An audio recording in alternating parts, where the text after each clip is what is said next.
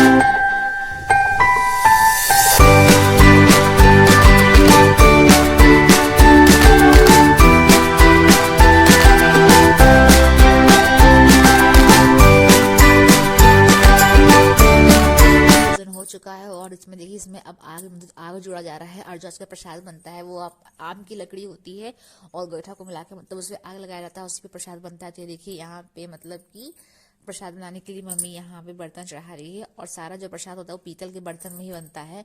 तो इधर देखिए थे मम्मी, मतलब इसे गगरा बोलते हैं, आप लोग इसे क्या बोलते हैं मुझे कमेंट सेक्शन में जरूर बताइएगा।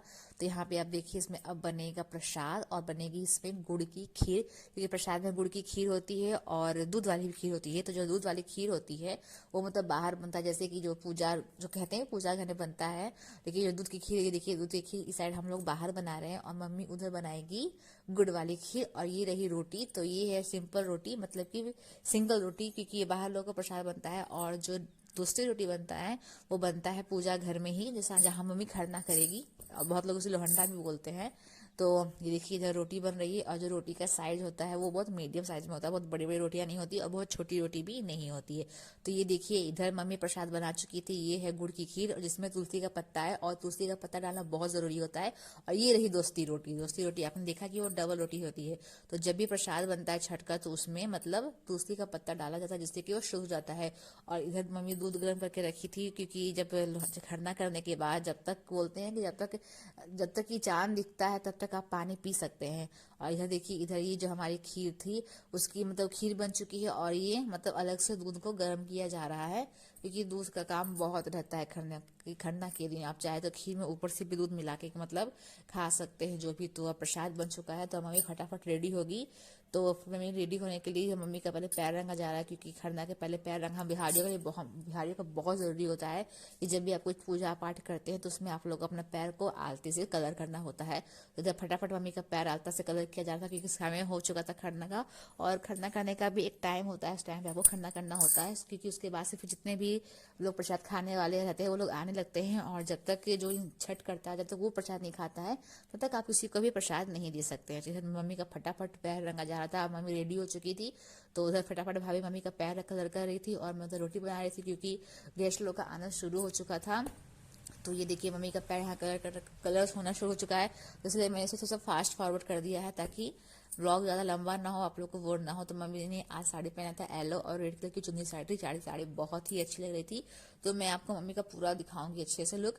तो पहले मम्मी का पैर कलर हो जाता और छठ हम बिहारियों को, तो आप लोग जो लोग बिहारी होंगे वो लोगों को पता हो कि हम बिहारियों का छठ बहुत ही मतलब कहते हैं ना महापर्व होता है, और इसमें बहुत कुछ शुद्ध से बहुत कुछ अशुद्ध तरीके से किया जाता है। ये नहीं कि हाँ आपको मतलब कुछ भी किसी भी हाथ से आप छू सकते नहीं, आपको कुछ भी करने के पहले आपको नहाना होता है, नहाने के बाद ही आप इसमें कुछ कर सकते हैं। जैसे देखिए मम्मी का पैर कलर हो चुका है और अब मम्मी खरना करेगी, तो खरना करने के बाद फिर मैं आपसे आगे आप लोग को ब्लॉग दिखाऊंगी, तो आप लोग ब्लॉग में कंटिन्यू बने रहिएगा। तो मम्मी का पैर कलर हो चुका है और गेस्ट लोग आना शुरू हो चुके हैं प्रसाद खाने के लिए।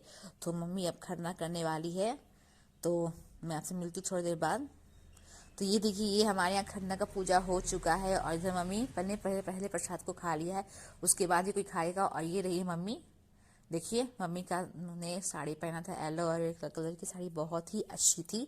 और हमारे यहाँ खरना ऐसे होता है, मतलब 5 चारों तरफ सबको फूल, मतलब कि खरना सब लोग अलग तरीके से करता है पूजा, लेकिन हमारे यहाँ से होता है।